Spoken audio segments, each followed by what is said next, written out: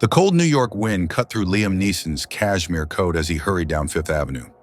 At 69, the renowned actor still moved with purpose, his tall frame and intense blue eyes drawing occasional glances from passersby.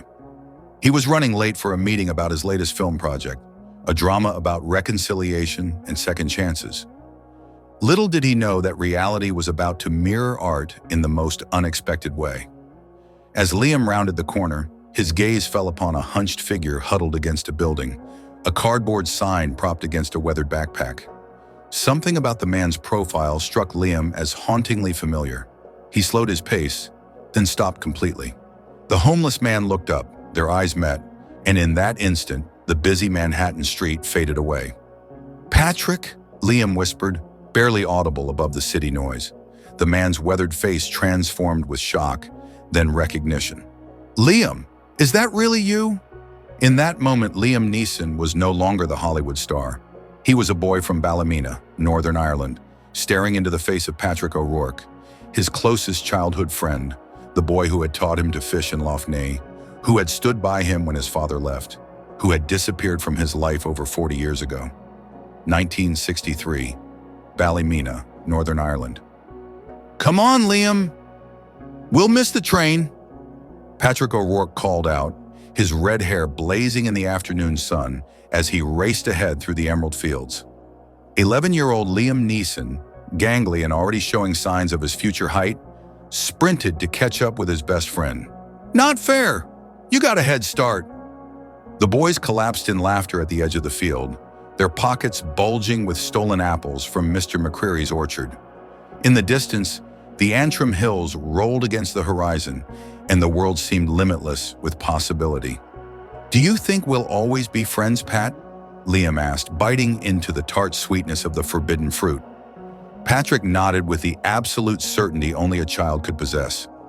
"Course we will, even when you're a famous boxer and I'm the richest man in Belfast," Liam snorted. "I'm not going to be a boxer. Da says I'm too skinny." "Then what will you be?" Liam paused, his blue eyes growing distant. "Maybe an actor, like in the films we saw in Antrim last summer." Patrick laughed and punched his shoulder playfully. "An actor? No one from Ballymena becomes an actor." If only they had known how wrong Patrick would be. The two boys were inseparable throughout their childhood. Liam, the quiet dreamer with a fierce protective streak, and Patrick, charismatic and daring, always pulling them into new adventures. But as the tumultuous 1970s unfolded in Northern Ireland, their paths began to diverge. Liam discovered acting through school plays, his natural intensity drawing attention from teachers who encouraged his talent. Patrick, meanwhile, became increasingly involved in local politics, passionate about peace but flirting with more radical elements. Their last summer together, at 18, was marked by long discussions about the future and increasingly heated arguments about the situation in their homeland. "You're abandoning us," Patrick accused one night as they shared cigarettes on the roof of Liam's house. "I'm not abandoning anything," Liam retorted. "There's nothing for me here. I've got to at least try to make something of myself. In London, with them." Patrick's voice was tinged with betrayal. "It's drama school, Pat, not political asylum." Patrick looked away, his profile sharp against the twilight.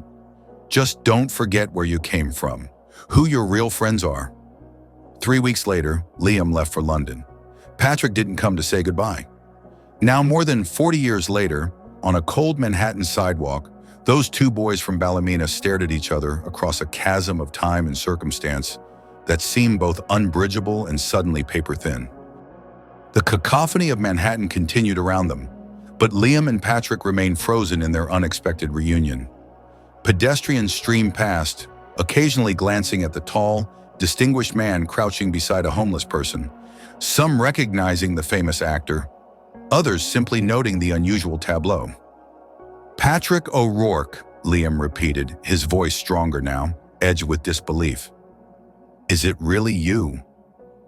The homeless man nodded slowly, his eyes, still the same striking green despite being sunken in a weathered face, filling with complicated emotion. "Never thought I'd see you again, Liam Neeson, especially not like this." He gestured vaguely at himself, embarrassment creeping into his expression. Liam took in his childhood friend's appearance, the matted gray-red hair, the layers of tattered clothing, the deeply lined face that made him look far older than his actual years. But beneath the ravages of time and hardship, Liam could still see the mischievous boy who had been his closest confidant. "What happened to you, Pat? How did you end up here?" Patrick's laugh was hollow, carrying none of the warmth that Liam remembered. "That's a long story and not a happy one. Wouldn't want to bore a big Hollywood star." The bitterness in his tone cut through Liam like a knife. He glanced at his watch. His meeting had started 10 minutes ago, then back at Patrick. Without hesitation, he pulled out his phone. "Margaret? Yes, I'm not going to make it today. Family emergency. Reschedule everything, please." He ended the call and pocketed the phone. "I've got all the time in the world, Pat." In a small diner Liam knew a few blocks away, where the staff were discreet and the booths private, Patrick began to share his story. How a workplace injury had led to prescription painkillers, which led to harder drugs when the prescriptions ran out. How addiction had cost him his job, then his marriage, then his apartment. How the years on the street had hardened and humbled him in equal measure. Liam listened without judgment, his heart heavy with the weight of what might have been if their paths had crossed earlier. "Don't you dare pity me, Liam," Patrick said. "I made my choices, same as you made yours." "I don't pity you, Pat," Liam replied honestly, "but I do want to help, if you'll let me." Patrick's expression grew guarded. "What kind of help are we talking about?" "Whatever you need, a place to stay, rehab if you want it, medical care, a chance to get back on your feet." "And why would you do that? We haven't seen each other in over 40 years. Liam leaned forward, his voice dropping to the intimate tone that had captivated movie audiences for decades. "Because when my father left and my world was falling apart, you showed up at my door every day. Because when we were kids, you convinced me I could be more than Ballymena expected. Because you're Patrick O'Rourke, and that still means something to me." Patrick's eyes glistened, but he blinked rapidly and looked away. "I'm not the same person you knew, Liam." "Neither am I," Liam replied simply. "But I'd like the chance to know who you are now." After a long moment, Patrick nodded almost imperceptibly. "One condition, no publicity. I don't want to be your good deed for the tabloids." "Agreed, this is between us." Liam's penthouse apartment in Tribeca offered panoramic views of the Hudson River, its sleek modern furnishings and carefully curated art collection, reflecting the success of his decades-long career. Patrick stood awkwardly in the entryway, his weathered backpack clutched to his chest, looking profoundly out of place amid such luxury. "The guest room is through here," Liam said, leading the way down a hallway lined with framed movie posters and family photographs. An hour later, Patrick emerged transformed. He had showered and shaved, the layers of street grime washed away to reveal the man beneath. With his damp hair combed back and his face clean, glimpses of the handsome, charismatic boy from Ballymena occasionally broke through the hardened exterior. Liam was at the kitchen island, preparing tea the way they had drunk it as boys, strong, with too much sugar. The familiar aroma brought an unexpected smile to Patrick's face. "You remember?" he said, accepting the mug Liam handed him. "Some things you don't forget," Liam replied. Finally, Liam set down his mug and fixed Patrick with his intense gaze. "I want to make you an offer, Pat. A real one, not just temporary shelter." Patrick stiffened. "I told you, I don't want—" "Just hear me out," Liam interrupted gently. "I've got a property upstate, a farmhouse on about 10 acres near Woodstock. Nobody's living there at the moment. I just keep it as a getaway place. It needs work, to be honest. The roof could use repairs and the grounds have gotten a bit wild." Patrick studied Liam with an unreadable expression. And I'm offering it to you, not as a gift, as a job. Live there, fix it up, take care of the place. I'll pay you a fair salary, provide health care, all that. You'd have privacy, purpose, a chance to—" Liam hesitated.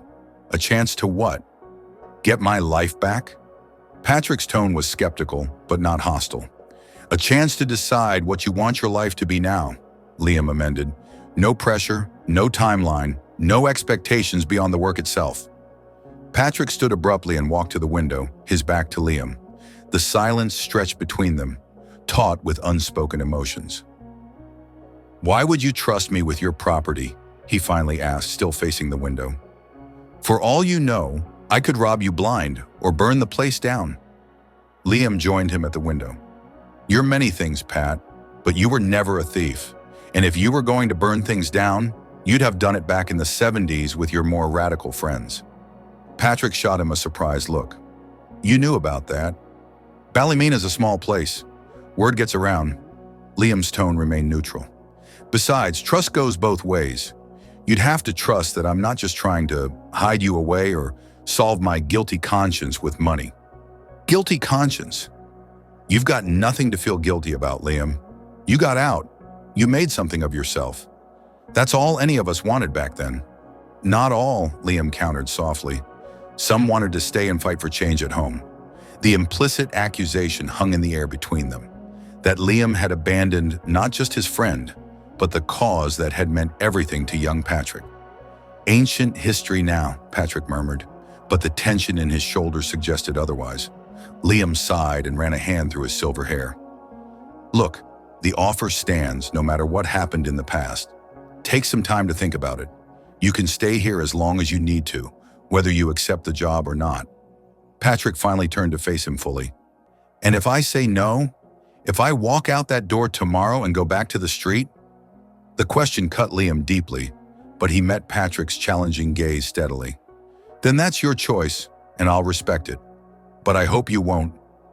Something shifted in Patrick's expression. A subtle softening, a glimpse of vulnerability quickly masked. "I'll think about it," he conceded. "That's all I can promise right now. That's all I'm asking." 3 days after their chance encounter, Liam drove Patrick upstate to see the farmhouse. They traveled in companionable silence for much of the journey, the radio playing softly in the background. As they left the dense urban landscape behind and ventured into the rolling countryside of the Hudson Valley, Patrick grew visibly more relaxed, his gaze fixed on the passing scenery. "Reminds me a bit of home," he observed as they passed through a particularly verdant stretch. "Not as green as Ireland, but close enough." Liam nodded. "That's part of why I bought the place. Helps with the homesickness." Patrick shot him a surprised look. "You still get homesick? After all these years?"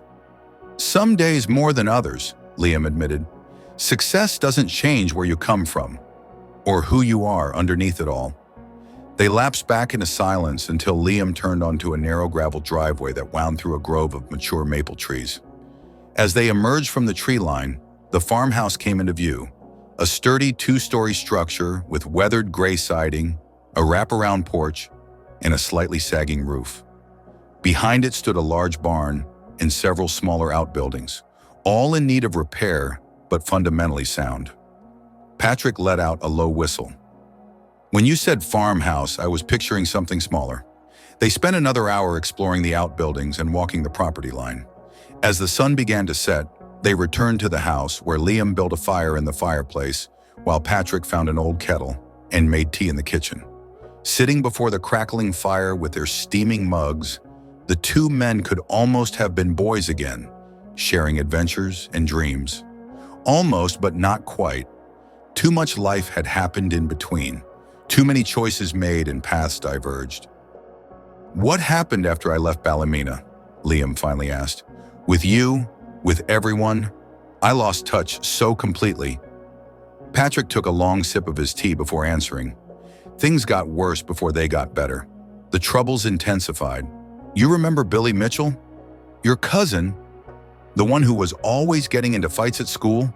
Patrick nodded grimly. "He joined the UVF. Got arrested in '74 for a bombing that killed 2 Catholic civilians. Spent 20 years in prison." Liam's expression darkened. "And you?" "You were getting pretty involved in the politics when I left." "I walked a fine line," Patrick admitted. "Did some organizing, some protesting. Came close to joining the IRA at one point, but something held me back." He glanced at Liam. "Maybe your voice in my head, telling me violence wasn't the answer." "I never said that explicitly." "You didn't have to. It was clear where you stood." Patrick set down his empty mug. Anyway, things came to a head in '82. I was helping organize a hunger strike protest when the police raided our meeting. Someone had tipped them off that we were stockpiling weapons. Were you? No, Patrick said emphatically. We were strictly political at that point, but they found literature they claimed was seditious, and some of us were arrested. I was released without charges, but I was blacklisted. Couldn't find work anywhere in Northern Ireland after that. So you came to America. Eventually, spent some months in Dublin first, then London, trying to make connections. Finally got a visa through a distant cousin in Boston. Patrick's tone grew distant, remembering. America was supposed to be my fresh start, the land of opportunity and all that. And it was, for a while. For a while, Patrick agreed. I built a decent life here, had friends, a job I was good at, a wife I loved. Then the accident happened, and everything unraveled so quickly. His voice dropped to nearly a whisper.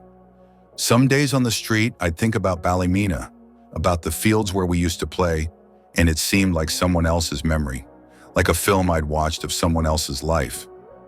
Liam understood that feeling all too well. How many times had his own childhood in Northern Ireland seemed impossibly distant from his Hollywood existence? It's not too late to build another life, Pat, he said quietly. Here, if you want it. Patrick studied him for a long moment. Why are you really doing this, Liam? And don't give me that making up for lost time line again. Liam considered the question carefully, knowing that his answer might determine whether Patrick stayed or walked away. When my wife died, he began slowly, I threw myself into work. Action films mostly, physically demanding roles where I could exhaust myself during the day and hopefully sleep at night. It was a way of not dealing with the grief. He paused, gathering his thoughts. My sons worried about me. They tried to get me to slow down, to process what had happened. But I kept pushing forward, believing that if I just kept moving, the pain couldn't catch up. Patrick listened intently, his green eyes never leaving Liam's face. 3 years ago, I collapsed on set. Nothing dramatic, just exhaustion and dehydration. The doctor who treated me said something I've never forgotten. He said, Mr. Neeson, you can outrun many things in this life, but your own heart isn't one of them. Liam leaned forward, his gaze intensifying. When I saw you on that sidewalk, Pat, I realized I've been outrunning more than just grief. I've been outrunning my past, my origins, parts of myself I left behind in Ballymena, and I'm tired of running. Patrick absorbed this in silence, his expression unreadable. So no, this isn't charity or guilt or pity, Liam continued. This is me recognizing that we're connected, always have been, and that connection matters, to both of us. Finally, Patrick spoke. I'm not the same person you knew, Liam.